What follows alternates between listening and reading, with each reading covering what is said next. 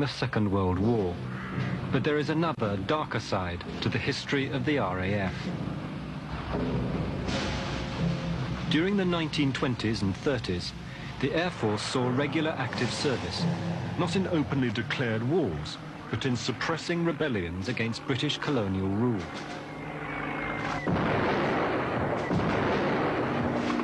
RAF squadrons were ordered to bomb and machine gun tribal villages to crush revolt and hold together the far-flung borders of the empire.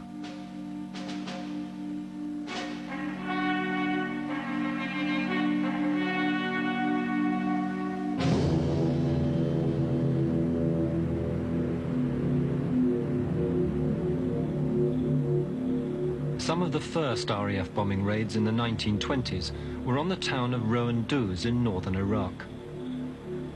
After the end of the First World War, the Kurdish tribespeople in the area started a guerrilla war against British rule. The area was inaccessible to ground troops, so RAF aircraft were ordered to put down the rebellion by bombing.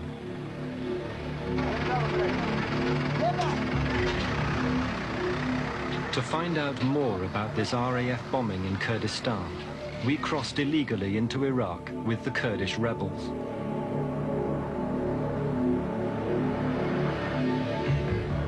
This part of Kurdistan was recently the scene of heavy fighting between the Kurds and the Iraqi army. To escape the war, hundreds of thousands of refugees left the area.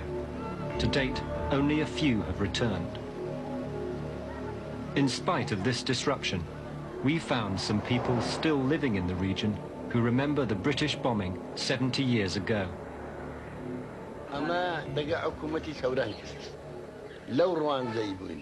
روژه وقتی که 15 تیاره لو کرکیدات نخوار والله 15 او دهاتن حتی نیان دهاتون راسی دایره استا اذا لیو ببهر دهاتن گرم هر 15 خو خاریه کد اگرانو لکرشی آوابون 15 دهاتن بشرف او روانزیان امیانا دابا امش لسخانی والله او وقتی 12 و 13 سالیه بوم زیتر نابوم لسخانیا دوتا خانی طبقه ما بابت زامبیزار بوم شرن دقرشت دقا تیاره والله يقوم بارك دهات تيار دهات يقوم باريان ليرة أدان لكاين أخران أدان حالة ما كش حبوت سبحانه دقرب يعني هرتات عندك أتونا كرشي عندك أتونا خرندي عندك أتونا أو شكفتينا كل عاش شيخي إيرانا حتى تيار الرويشتن أخي روجي عندك زاسيد زاداتن لو كان أخرين أبو مال ملوي أبو مال تيار هاتن وشياتنا من هلاتهم وشيلات قلت ما تملا سجد يم دخوش يرمو أمنو كبر كعمل شيء قم بلش لا عديدة أمنك تمرويشتن رويش مدار وشيلنا ما سينج مشكابو إيلم بلندارو بو أما أخبار ربي تأكد.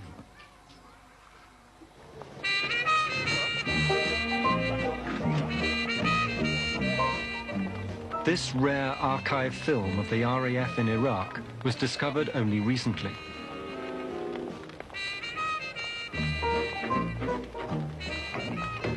In the 1920s, bomber squadrons were based at makeshift runways near the rebel Kurdish areas. We used to start flying at 7 o'clock in the morning, and quite often one would get a signal stating that a certain Kurdish village had to be bombed.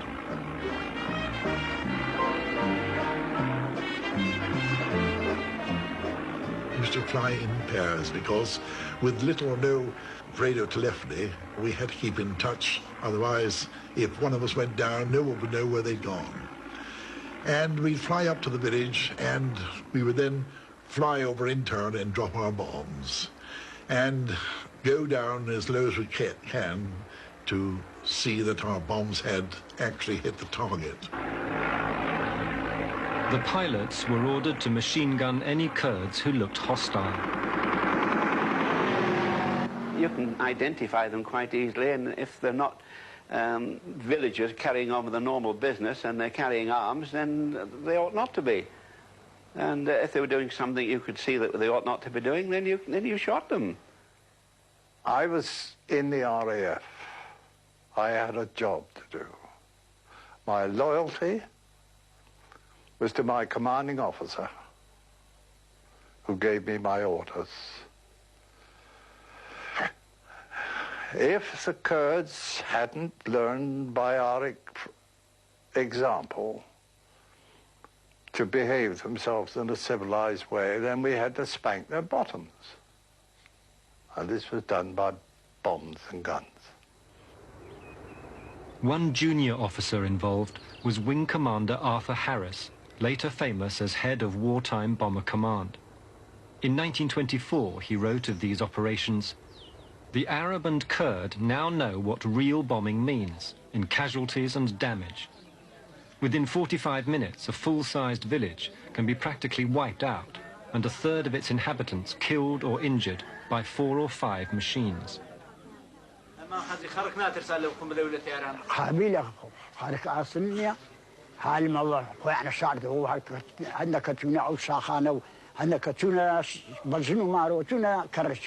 الشيخ سيدي طاهي هوارة داتنا تيارة روجي سيزادات هن قلق زارة بعثين يا خوشيك يا خوافك أتيلم بخوب مالي ودار خوب كي درس كم تشد بالبردشي وتتكو خوش بي ما نقول ولا ما كري كل داش موقع.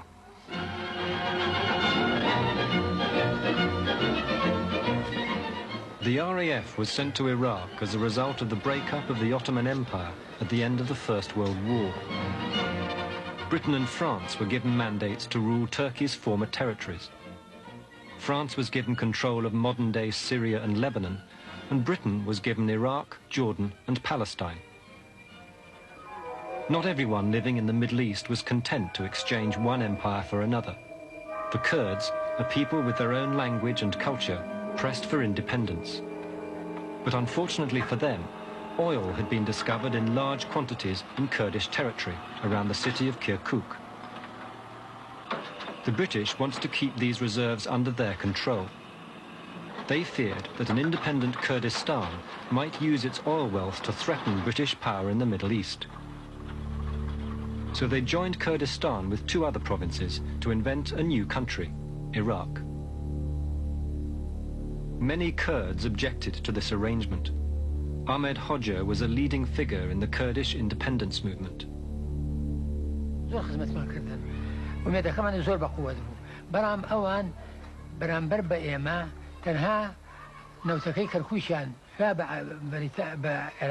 وبناوي حكومتي عراقي عربي عراقي تشكيل حكومتي جوري الشمال وجنوبي انخذ ايمان دا ماري لو حقوقي خوان بايمان بخشيب خوان وايما زور امل مذهبه كسنشي امانغو بريطانيا قسكي نهائيه وبشمان نابته كسي لمدي زور كما بشمان بوبا.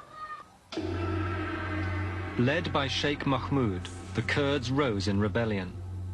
Just after the end of the Great War, Britain was faced with the huge cost of sending troops to hold together the new state of Iraq. The Kurdish rebellion was a major crisis for the government in London. The minister responsible for Iraq was Winston Churchill. In 1921, he called a Middle East conference in Cairo to discuss the situation. Among those invited was Lawrence of Arabia. The main problem was casualties. After the carnage of the Great War, Churchill was extremely reluctant to risk thousands of British lives for Iraq, a country about which most Britons cared little. The answer to this crisis came from the RAF. The chief of the Air Staff, Sir Hugh Trenchard, persuaded Churchill to adopt a revolutionary scheme. He proposed sending RAF bomber squadrons to crush the rebellion from the air. The bombers would be cheap, and there'd be few British casualties. Churchill was the air minister at that time, and it was a question of whether the country at that time could afford to keep the standing army that we had in Iraq. I think it amounted something like about 13 battalions of infantry, God knows how many battalions of artillery, and the Air Force Trenchard told Churchill that he thought that he could take over the responsibility of running the country, and they could bring the army completely out of it and therefore save a lot of money. Because I think at that time there was a great deal of thought in the country that we wanted to get the hell out of it and let the Arabs get on with it. We were pretty well bankrupt after the First World War, but we had plenty of aircraft and a lot of keen young pilots still keen to fly. So they decided to try, instead of having an occupation force, which means a crowd of troops on the ground, they decided to hand over the whole of the running of Iraq with the RAF. The Air Ministry in London regarded RAF operations in Kurdistan as an excellent training ground. New weapons were developed for use in the area, amongst them the forerunners of napalm and air-to-ground missiles. The ministry drew up a list of possible weapons: phosphorus bombs, war rockets, metal crow's feet to maim livestock, man-killing shrapnel, liquid fire, and delay-action bombs. Many of these weapons were first put into use by the RAF in Kurdistan. As soon as they knew we were coming over to bomb, they went up to the hills and sat in their caves. Well, we got to know this, so eventually what they did was to drop delay action bombs, so that they'd have a 24-hour delay on a 112-pound bomb. So the natives, sort of having cleared off out of the village during the bombing, would eventually return and possibly be holding a powwow sitting on the actual bomb when up it went, you see, and took a few with them. In the bombing, the RAF drew little distinction between civilians and combatants. Bombs dropped on a town could kill innocent civilians as easily as rebel tribesmen.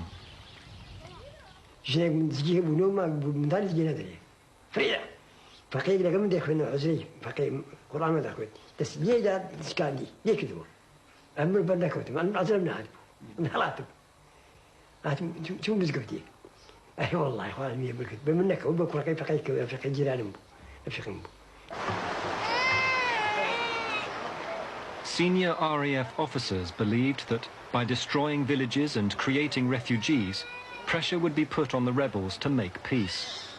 One squadron leader wrote of the tactics. Driven from his village, the tribesman is stripped at a blow of all that makes life tolerable. If, to the deprivation of all the necessities of life, is added exposure to rain and cold, it will be appreciated that air operations conducted in the winter and spring have the maximum in moral and physical effect on Kurdish tribes.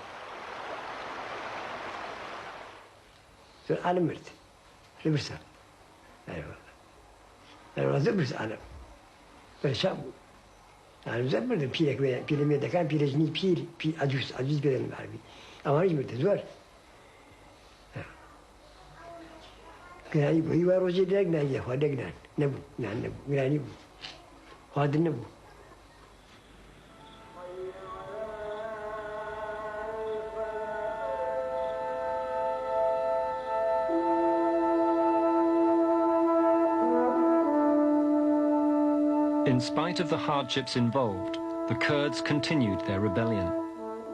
The city of Suleymaniye, recently one of the centers of the Kurdish uprising against Saddam Hussein, was also the headquarters of Sheikh Mahmoud's rebellion in the 1920s. The British were increasingly frustrated by Mahmoud's success. This Air Ministry memo details the situation. Conditions in the Suleymaniye area remain unsatisfactory. Sheikh Mahmoud persists in his disobedience of government orders. The people of Suleymaniye have been notified that as a result of the above, Suleymaniye will be bombed. Aircraft were then sent to drop leaflets over the city, warning the population that the RAF was about to bomb it. But with no experience of air raids, few people took any notice. كأنا تيارك هاد إما لسستكم من عرب المستبين كسر ما نهرب الريب وردماني كرف أو دماغي توفيق فني زاني خود لهيبون باكي هاي فارسكي كو تحوشكو راما كبا كولان وكولان حتى سينا كن ماري وإنوان سيفيرن خفافو مو كولانا راما كراما كرفيا كوتبو ميتبو خالو زاكا وتي أو طيبة شيخ طيب عارف تانا ولا أوني أمفيرة شين بولا ترى نجنك لما لي صاحين شفين حاجمين تورابو هاتو دروس بروح خول بريجي حتى الرحمن بابا وشوبو خول بريجي كسي بومباك لي يا كرجا إما شرابة أنا كربا في خاصي كولان وكولان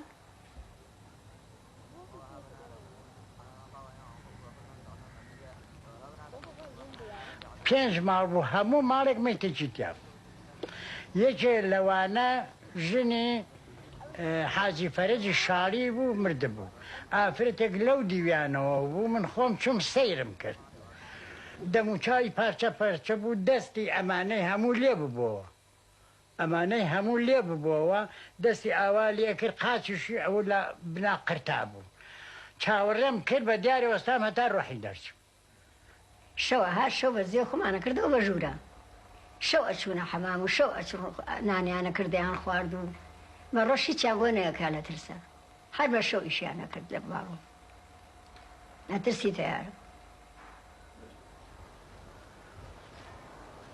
Like most of the population, Sheikh Fatala was staying in Suleymania at night. One morning, he was surprised by a dawn air raid.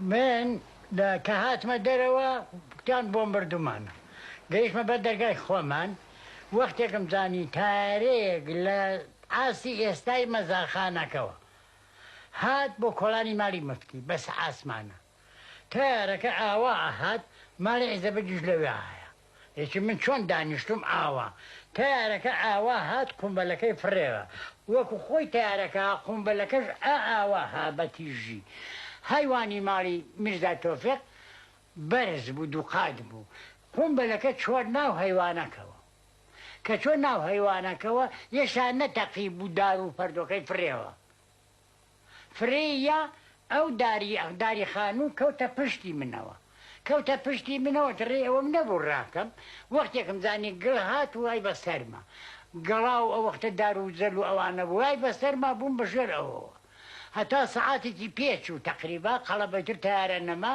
کە هاتن هاوارم کردن با بە من ناوەمەتان لەژێر ئەم گڵا دەرم بێنن کە بە خاکە ناز و پاش خەریک بوون لەگەڵما بەرپشت سمتم کە و ئەمەم شکە ئەمەیە مەوزوعەکە ئاوەسن پاش لێیاننا گڵەکە ڕاکێشن بەر سمتم کە و ئەو کڵۆتی ئێسخانی کڵۆتم شکاو من ئەمە 69 ساڵە ئاوام. Bombing of Suleymania achieved its aims. The casualties and destruction to the city forced Sheikh Mahmud into the mountains, and the city was occupied by British troops. Trenchard's vision of the potential of air power had been vindicated, so much so that the colonial secretary in 1925, Leo Amery, wrote of Iraq, "If the writ of King Faisal runs effectively throughout Iraq, it is entirely due to British aeroplanes.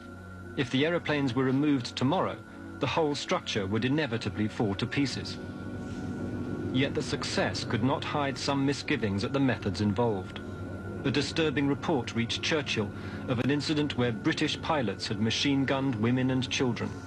In response, Churchill wrote to Trenchard, "To fire willfully on women and children is a disgraceful act. I am surprised you did not order the officers responsible to be tried by court-martial. By doing such things, we put ourselves on the lowest level." In spite of Churchill's intervention, no action was taken. In fact, Trenchard took steps to censor reports before they reached his political masters. The documents proving this censorship were kept hidden by official secrecy for 50 years. In one letter, Trenchard instructed his commander in Iraq not to report tonnage of bombs dropped or casualties caused, as the news that 2 tons of bombs have been dropped on some little village daily might give a wrong sense of proportion at home. In another letter, the Air Council asked for a report to be censored on the grounds that if this report as it stands were to get into the hands of undesirable people, harm might be done not only to the Air Force, but also to His Majesty's government. However operational reports were censored back home, there was no avoiding the disquiet of many of the pilots ordered to carry out the bombing. My pilot was a flying officer, McNeil. We flew to Barzan and commenced bombing runs and machine gun attack, while McNeil, only having a wireless operator behind him, took practically no action, but just flew around the battlefield looking at it, and then flew off to find out what support or reinforcements there might be farther back. And we flew into the hills there. They were very close, of course. And eventually found a couple of poor Kurds struggling up a mountainside with a donkey. Gale's pilot, McNeil, fired a burst of machine gun fire at the Kurds. My reaction was this. I had already spent some years living with the Kurds. At Halabja, I lived right in the town with the Kurds all around me. I used to walk out and leave the doors open and everything else, and they virtually thought they were looking after me. And when McNeil had put his burst down, I was bloody annoyed. You know, when things get a little bit upset, you do get a bit tight, and it feels good to sort of let go with the gun. It's a feeling, perhaps it comes over you. I've experienced it. It's not something that you want to do. It's just you get carried away, I suppose, a bit, and there you are. What sort of discussions did you have when you talked about it? How many? Did you kill anybody, do you think? Did you like it? You didn't.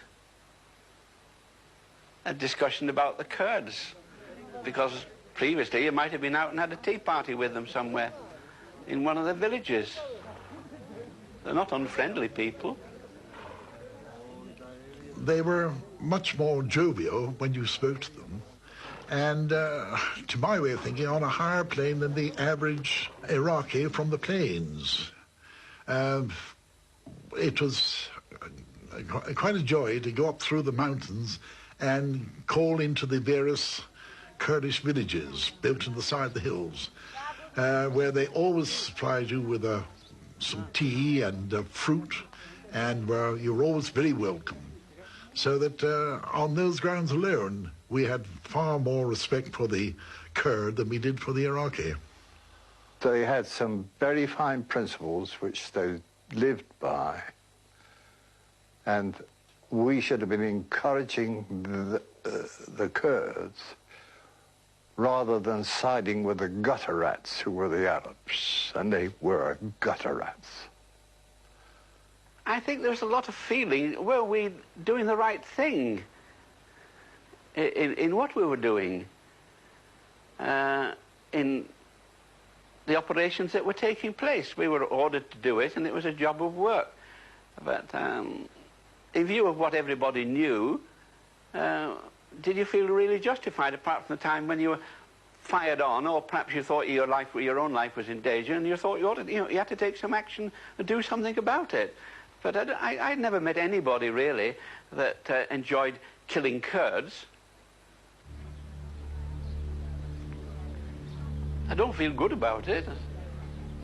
I still sort of read and know what's going on, and I don't like it. Not one little bit. I think mostly, what is it? Political expediency. Politicians in Britain saw the experiment with air power in Iraq as an unqualified success. At a time of defense cuts and economic decline, the government regarded bombing as a cheap way of keeping control over the more rebellious frontiers of British rule.